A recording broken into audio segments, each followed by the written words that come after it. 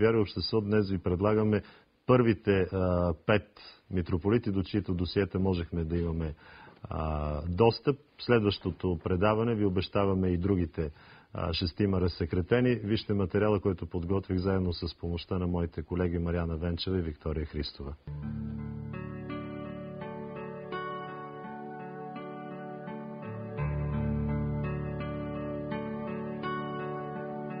Врачанският митрополит Калиник е архиереят с най-дълъг стаж в структурите на Държавна сигурност. Още преди да е вербуван, сам търси кадровите офицери. Привлечен е като сътрудник най-напред на окръжното управление на МВР в Русе през юли 1968, където е протосингел на Доростоло-Червенския митрополит Софроний. Службите му предлагат специализация в чужбина и дни преди да отпътува за Швейцария е регистриран като агент с кодовото име Рилски. После получава още един псевдоним – Велко. Сътрудничи на новосъздаденото тогава 6-то управление, т.е. политическата полиция. Принуда да ме правят агент не е имало. Аз съм имал свои разбирания, виждания, така както пише и в Библията. Всяка власт е от Бога. Ние сме били длъжни да сме в синхрон с държавността за доброто на народа. Сведенията, давани от агент Рилски Велко, са пространни. Има дори физически описания и психологически портрети.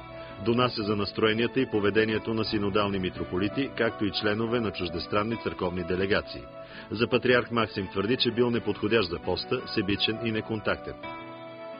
След участие в асамблеята на Световния съвет на църквите в Кения, докладва за поведението на епископ Дометян. Цитирам: остава до късно в центъра на асамблеята, посещава различни развлекателни програми и филми в компанията на момичета, всички от западни страни. Открито флиртува с тях, като тези от певческия състав ходили полуразголени. Подобни сведения от личния живот донася и за небезизвестния богослов Иван Желев, тогава учител в Черепишката семинария. Най-сетне Калиник агент Рилски следи и колко са пълни църквите по Великден. Сега обаче твърди друго. За никого не съм донасял нещо лошо. Напротив, бях възпрепятстван да ръкополагам някои свещеници, но аз поради своя обет и служение като владика на своя глава, бих казал така по-народному, направих съответни свещеници.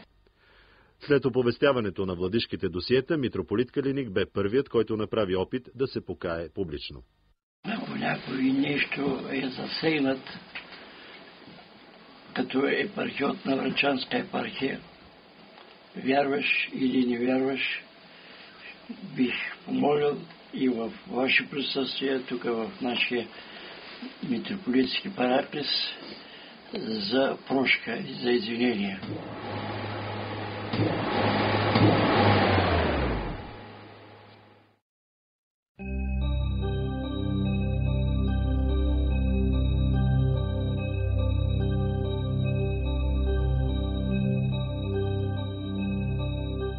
Старозагорският митрополит Галактион бе първият осветлен владика като агент на Държавна сигурност още преди 5 години, заради битността му на депутат от 36-то Народно събрание. Вербуван е през септември 1981. По това време той е протосингел, т.е. дясна ръка на врачанския митрополит Калиник, смятан за вътрешен министър на църквата. Седмица след като става агент на ДС, Галактион Мишо заминава на едногодишна специализация в Източно-църковния институт в Регенсбург, Западна Германия. След завръщането си е назначен за игумен на най-големия и най-посещавания български манастир – Рилския. Така започва изкачването му в църковната иерархия. Досието му не е запазено. Коментарът му за неговото агентурно минало по традиция се свежда до една фраза. Да сте живи и здрави!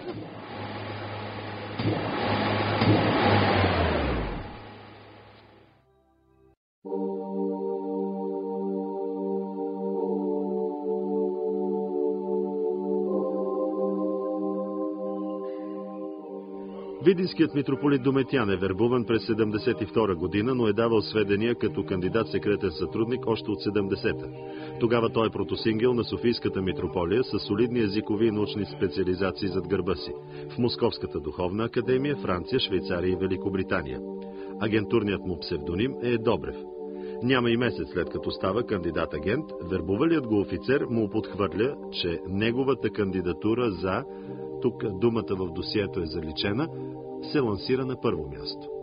Датата е 9 октомври, годината 1970. На 1 ноември Дометиан става главен секретар на Светия Синод. Като такъв през юли 71 обявява избирането на митрополит Максим за български патриарх. Главният секретар на Светия Синод прочита акта на патриаршеския избор. Председателят на избирателното бюро обяви Негово Високопреосвещенство Светоловчинския митрополит Максим за законно и канонически избран от клира и народа, български патриарх и софийски митрополит. Кандидат-секретният сътрудник Дометиан се оплаква, че брат му е в извънредно затруднено положение с жилището. Оперативният работник обещава службите да му помогнат. Обещават и съдействие на кандидат-агента за получаване на софийско жителство, което било отдавнашната негова цел. Сега той няма спомен. Аз самия не съм бил никога облагодетелстван от службите на Държавна сигурност. Видимо трогнат от отношението ми към него, пише вербовчикът, той развълнувано каза, че за себе си е решил. Трябва да помогна на нашите служби, но това ще правя като българин, по патриотични подбуди, а не от други намерения. Бил съм в състояние да бъда поставен и на изкушение, каквито всеки човек може да изпита, но особено тогава да бъдеш представител на църква и на една социалистическа държава и да се стремиш да защитиш авторитета и името и на църквата, и на своя народ, и на самата родина, е изисквало и компромис. Октомври 72 е първото му сведение, което дава вече като агент Добрев. Пише агентурни донесения за делегати на международни конференции, лични впечатления от пастори, професори и духовни лица.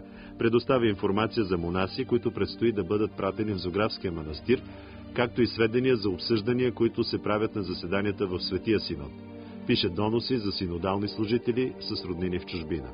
В работното дело на митрополит Дометиан, агент Добрев, са споменати имената на общо 43 българи и над 200 чужденци, за които той е давал информация. 1/3 от моето време беше на аерогарата да посрещам и изпращам гости чужденци. Естествено, тогава се гледаше на... идваха и от изток, и от запад, и от всички континенти. Естествено, че главният секретар трябваше пред органите едва ли не да спомене какви хора идват, за какво идват, така има ли съмнителни хора между тях, как гледат на, така да се каже, на България, на нейната политика, на народа ни и т.н. и прочее. Аз съм се старал да бъда откровен. 2 години и половина след като е вербуван като агент, Дометиан е ръкоположен за епископ. Остава главен секретар на Светия Синод до 79-та. После е изпратен да управлява едната от двете български епархии в САЩ, а през 87-ма е избран за видински митрополит. Няма данни кога е снет от оперативен отчет. Съвестта ми е спокойна, защото съм отдавал Божието Богу, кесаревото кесаро и до днес. Уважавам, всяка власт е казва от Бога. Добрата е награда за народа, а тази, която тормози народа, тя е за негово изпитание. Нека всеки да прецени в кое време е живял, как е действал.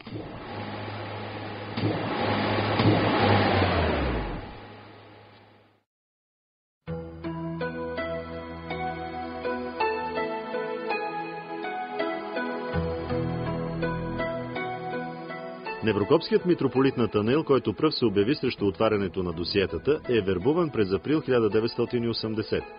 По това време е студент в Атинския богословски факултет. Няколко месеца по-късно, в началото на октомври 80-та, става секретен сътрудник. Задачата му е да донася за първо главно управление на държавна сигурност, т.е. външнополитическото разузнаване, посока Гърция и Света гора, особено Зографския манастир. Агентурният му псевдоним е Благоев. Само 2 дни след като е привлечен в тайните служби, вербувалият го офицер, вездесъщият полковник Христо Маринчев, смятан за кадровика на църквата, се среща с патриарх Максим и настоява за издигането на иеромонах Натанаил в църковната иерархия. Главата на църквата се съгласява без резерви. След още 4 дни, на 10 октомври, Светия Синод въздига Натанаил в архимандрит. Вечерта благодарният духовник отива при Маринчев, за да го почерпи с бомбони. Четем в досието на Натанаил.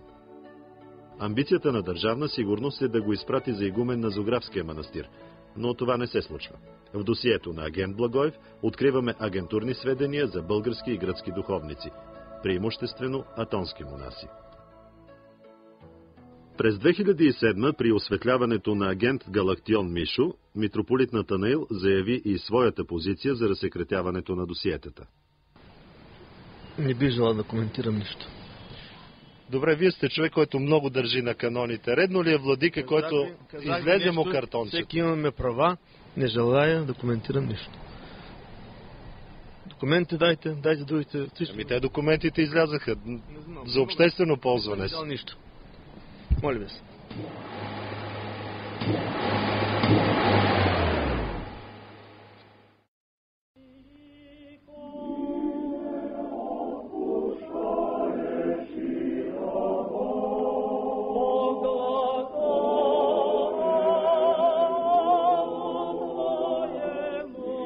Русинският митрополит Неофит е вербуван за агент на Държавна сигурност през октомври 83-та, 5 дни след рождения си ден. Тогава той е архимандрит, протосингел на Софийската митрополия, диригент и на Софийския свещенически хор. Агентурният му псевдоним е Симеонов. Следобедният хоров концерт украси празничния ден. Песнопенията от първата част изпълни Софийският свещенически хор под диригентството на архимандрит Неофит. Привличането на Неофит в структурите на ДС е станало, цитирам, по метода на постепенно привличане, а мотивите за вербовката му са свързани с необходимост за наблюдение, дейността и поведението на отделни висши реакционно настроени духовници и оказване влияние върху тях. Ако някой се е почувствал, нека да бъде откровен, ако се е почувствал засегнат от някои мои действия в това направление, да ги сподели и с мен и да ме изобличи. Но до сега толкова години, 20 години и повече след демократичните промени, защо никой нищо не каза по този въпрос? В досието на митрополит Неофит няма собственоръчно подписани документи, няма лични донесения. Има регистрационна бланка, но с подписите единствено на оперативни работници, справки за него, агентурни сведения за характер и поведението му. Специално за моите пътувания в чужбина е имало такива срещи, в които са се разменяли мисли по съвременното международно положение, каква е обстановката, в която ще се провеждат тези конференции, за които се организират тези пътувания. И след завръщането от чужбина се проявяваше също така интерес към това, което е станало, как е протекло, какви срещи е имало. Агент Симеонов е снет от отчет през 90-та година, а мотивите на кадровите офицери от ДС са, цитирам, не проявява инициативност, открито поддържа тезата за пълна самостоятелност и ненамеса на държавата в религиозната дейност и църковното управление.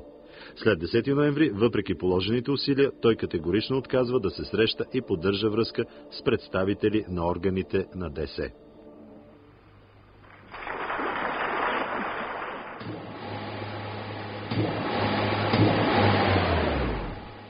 Да напомня отново, това са само 5 от досиетата на митрополитите.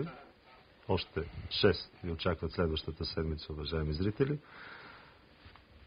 Това, което видяхте, дава ли ни основание категорично да кажем, че църквата наистина е жертва? На мен ми направи впечатление, докато гледах митрополитите, че нито един от тях не е в състояние да се разкая за това, което е направил.